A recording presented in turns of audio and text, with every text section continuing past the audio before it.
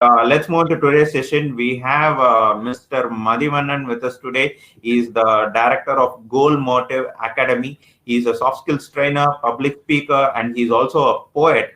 He started his career as an IT guy, and later he found a training service company named Goal Motive in 2016 with a vision to produce industry-ready students. He also conducts many faculty development programs.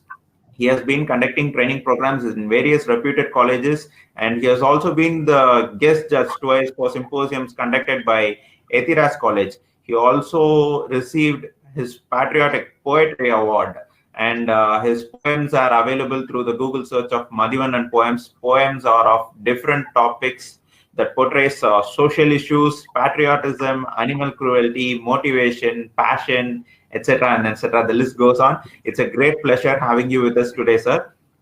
I'm definitely after the end of the session, I'm going to go and check out your poems. Question which kept coming many times was, what are the tips you can give for a beginner to improve our communication skills?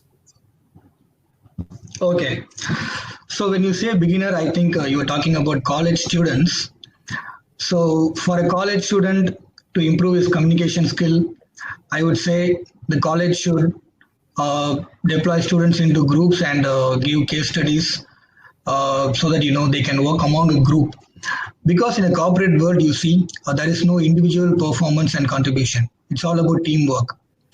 So that kind of knowledge should be imparted right from the students' life, that is college life. So I would say the colleges should improve and work on group discussions. That is one thing.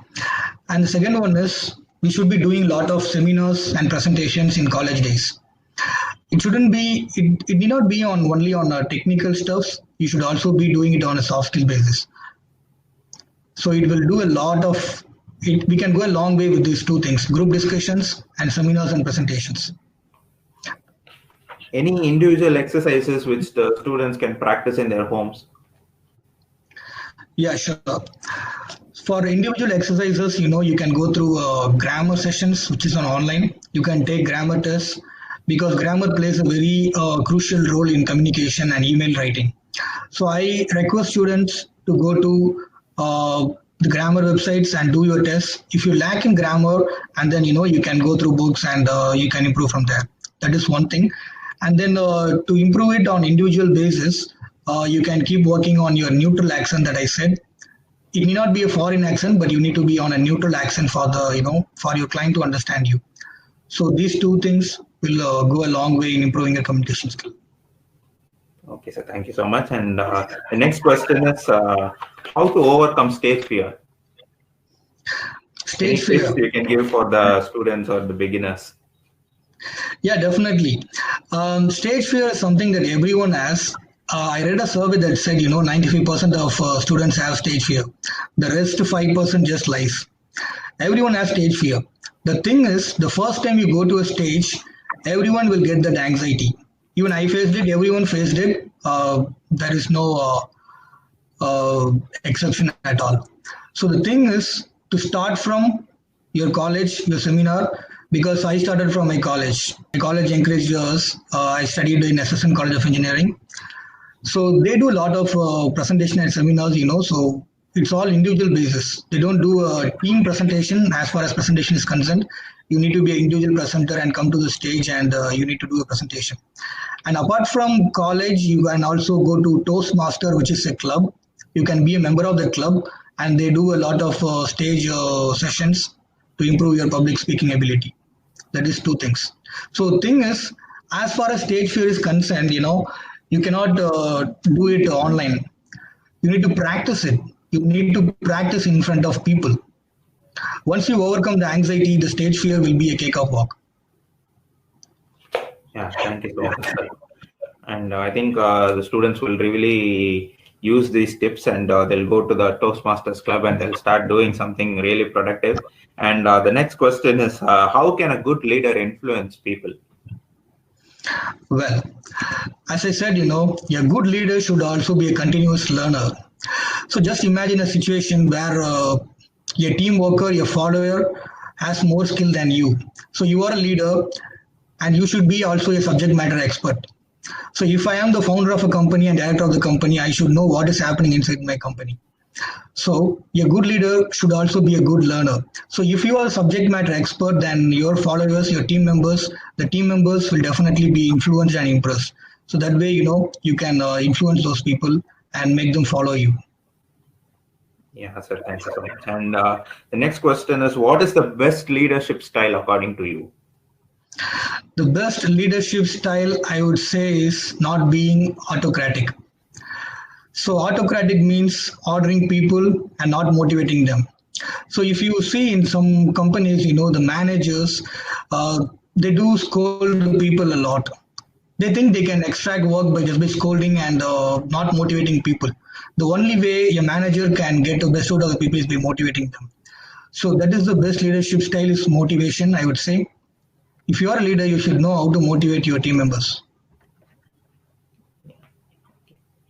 And I'll put one final question.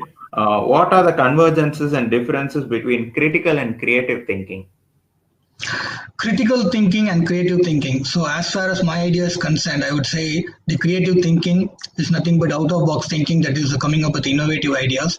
The critical thinking is nothing but making a decision in critical situations where you need to come out of a different idea to protect your business, to protect your profits and so on. Okay, sir. Thank you so much. So with this question, we come to the end of this session.